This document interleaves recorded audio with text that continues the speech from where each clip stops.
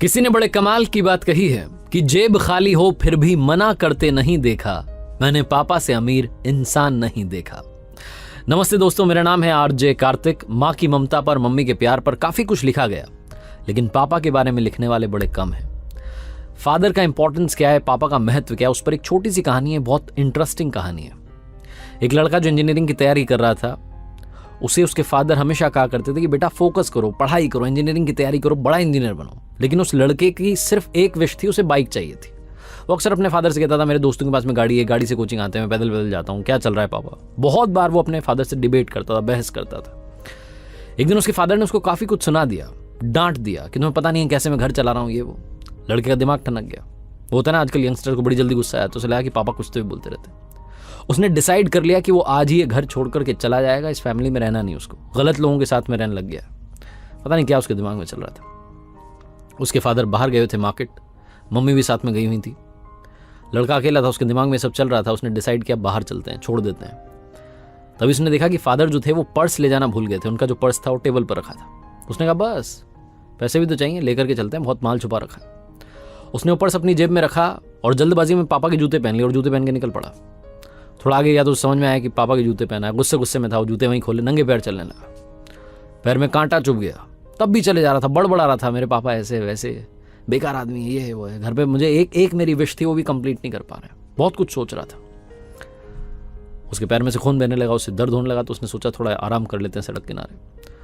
थोड़ा सा रुका तो उसे याद आया कि पर्स भी तो लेकर आया है, पर्स में माल होगा, अस्पताल जाकर के चेक करा लेते हैं हॉस्पिटल में, और पैर ठीक कराते हैं, उसके बाद में जो पैसा है इसको उड़ाते हैं। वो ये सब सोच रहा था। अस्पताल जाने से पहले उसे लगा कि एक बार पर्स देख तो लें, इसमें पैसा कितना है। तो उसने वो पर्स खोल करके देखा तो चौंक गया। अंदर सिर्फ 100 की नोट रखी थी।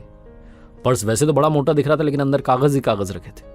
उसे फिर से गुस्सा आने लगा कि मेरे पापा क्या कर रहे हैं, बिल्कुल गरीब हैं क्या, 100 की नोट रख रखी है बस। फिर उसे लगा इतने सारे कागज हैं, देखता हूं क्या कागज है। पहला कागज निकाला तो पर्ची थी उधारी की। उसके फादर ने उनके दोस्त से 40,000 रुपये उधार लिए थे लैपटॉप खरीदने के लिए। वो लैपटॉप जो 1 साल पहले से लड़का जिद करा था, पापा दिलाओ पापा दिलाओ। बड़ी मुश्किल से पैसे जुगाड़ करके उसे लैपटॉप दिलाया था, वो भी उधार वाले पैसे थे। वो पैसे चुकाने हैं, इस बात की पर्ची थी। उसको धीरे धीरे रियलाइज होने लगा, उसको समझ में आने लगा कि लाइफ क्या है। बाकी की पर्चियां देखने लगा, सारी पर्चियां जिम्मेदारी की थी। किसी में बिल था, लाइट का बिल था, कोई टेलीफोन का बिल था, ये था वो था, राशन का। वो देखता जा रहा था कितना खर्चा हो रहा है हमारे घर में, और मेरे पिताजी सब संभाल रहे हैं।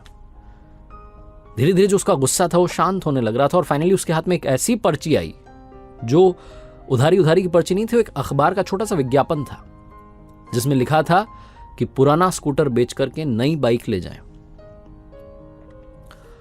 लड़के को समझ में आ गया कि उसके पापा बाहर क्यों गए हैं, और आज ये बाइक वाला झगड़ा इतना बढ़ क्यों गया। वो कह रहे थे ना कि मैं कैसे घर चला रहा हूं तुम्हें पता नहीं है।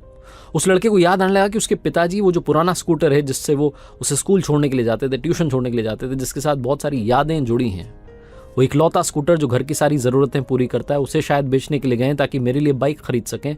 उसकी आंखों से आंसू बहने लगे। वो दौड़ने लगा वापस अपने घर की तरफ।